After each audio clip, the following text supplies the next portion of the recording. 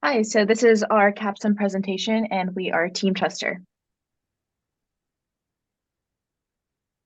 So for strategy, we tried to implement both broad cost leader and broad differentiator. What that meant was that we didn't invest as much money and try to keep low tech costs down.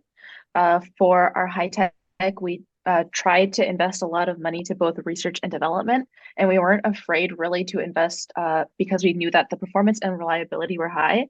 This allowed us to hold on to a large percentage of market share for the higher end market. In terms of team strategy, we all really tried to define our roles and met every week and discuss our decisions and why we thought it was the best adjustments to make. We would then look back on our previous reports and see what strategies we could either implement or improve for the next rounds. For the strategy diamond, the main three strategies that we try to implement were arenas, differentiation, and vehicles. So for arenas, we mainly, like I said before, tried to be active in the higher end market. For differentiation, what really made us different was that we started off with two products initially, and in each rounds, we tried to beat the market. And as stated before, research and development was a really big and important part our of each of our rounds, and we always try to be ahead of the market, and this was just a tactic of innovation.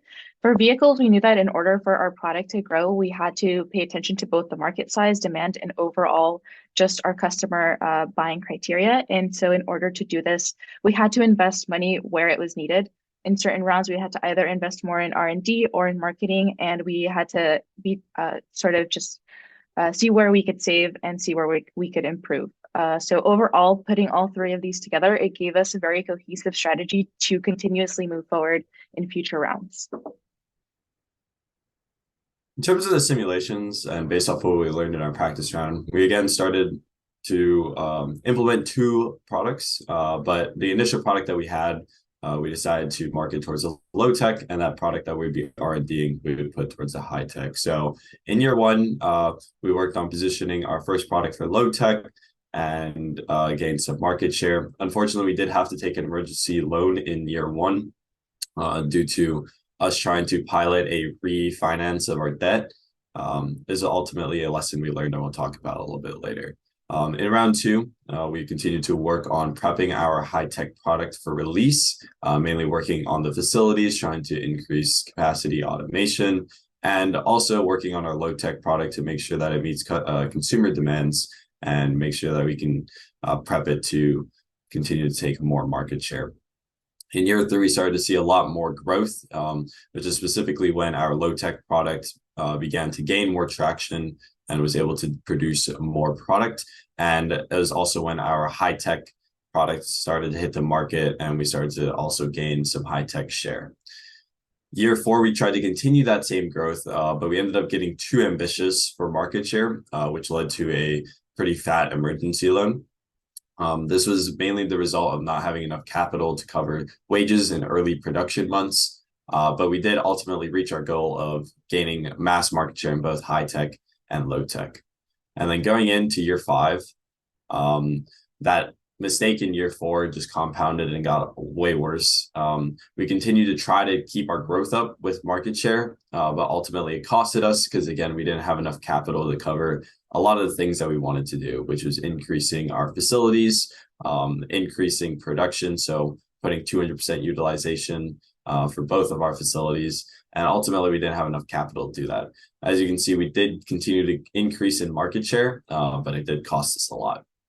So in round six and after, we decided to pivot our strategy to reduce the emergency loan and start paying off the debts, which resulted in a trade-off with less market share, especially when our competition was able to continue growing with their capital, and we would mainly just focus on maintaining. But ultimately, towards round seven and round eight, we started to hemorrhage our market share as we continued to pay off debts and couldn't actually invest anymore into our facilities and into more products. So ultimately, by round eight, we ended with a lot lower market share than we wanted, mainly due to our competitors having increased growth. Andrew specifically with 33.5% market share in low tech, and Digby with 34% market share in high tech.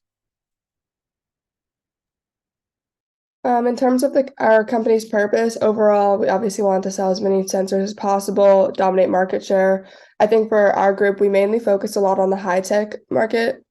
So we really wanted to capture that market share of the high tech market. Specifically, some of our goals and objectives were to meet customer demand.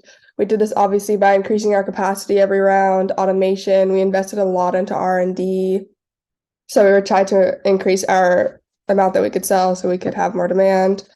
We also wanted to dominate market share. As we said earlier, we really wanted to focus on the high tech market. So we would invest a lot more into our high tech products, making that one super reliable, and then kind of putting the low tech one a little bit back on the back burner. And lastly, wanted to position products ahead of the market. So we did this a lot through R&D. So we would R&D our products to actually be ahead of the game. So next year it would be perfectly like in that little circle. This allowed our products to meet customer demands, which was another one of our goals, and never be behind. Also, like Corbin said, in the later round, we didn't have a lot of money and resources. So because we put our positions ahead of the market, we actually didn't need to invest as much into them to R&D them, so that was pretty good. And our main concern throughout all the rounds was obviously emergency loans. We struggled with that and a bit in the earlier rounds. We did this because we kept having to take out more loans, and then we would just keep investing all of our money into the game, to the simulation, and it just ended up making it worse and just keeping the gap pretty big. But later on, we found out that we need to invest a little less, not put all of our money back into R&D, market, and finance. So we also started to sell some of our stock, which really helped with our emergency loan. In the beginning of the simulation, we assumed that making both a low-tech and high-tech product would allow us to reach both markets. However, we thought we should focus on our high-tech products primarily. Throughout the round, some of the risks we took was attempting to refinance current debt while not having enough capital on January 1st, and also putting shift utilization to 200% to maximize production. So finally, our lessons learned. Through trial and error, through all the rounds, we understood what it means to take out emergency loans and what it means to borrow money and pay them back. We also learned a lot about allocating our funds to different areas. So we understood that we had goals to meet. We wanted to R&D our product ahead of the curve, and we wanted to invest a lot into our marketing and into our production so that we could meet our customers' demands while getting a high market share. And this required some of our areas to need a little bit more capital, a little bit more investment, through which we funded through our taking out loans, but we didn't account for having to pay them back and other things, and this resulted in us taking out more emergency loans. So what we learned was to keep our budget more conservative throughout the later rounds, so that we could pay for unaccounted expenses and front some of the initial expenses that we need for investment. And a lot of the times for a lot of the rounds, our sales were more than sufficient to pay for our facility upgrades, R&D, our marketing, but we didn't account for like certain things, and this caused us to be in a temporary deficit for some years and required us to take out emergency loans. And we learned what it means to budget properly and how to be competitive in the market while still being able to afford everything and pay off our loans. And yeah, thank you.